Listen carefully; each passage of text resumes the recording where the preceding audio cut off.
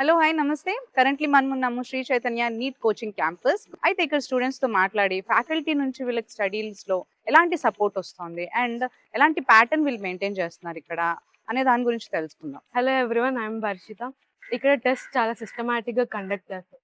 మరియు అవి నీట్ ఎగ్జామ్‌కి చాలా దగ్గరగా ఉంటాయి. ఇక్కడ daily test, weekly test, full length test జరుగుతాయి.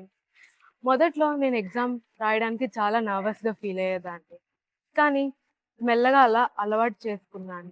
ప్రతి ఎగ్జామ్‌కి నా ప్రిపరేషన్ లెవెల్ ఏంటో నాకు తెలిసేది. నేను ఎక్కడ మిస్టేక్ చేస్తున్నానో నాకు తెలిసేది.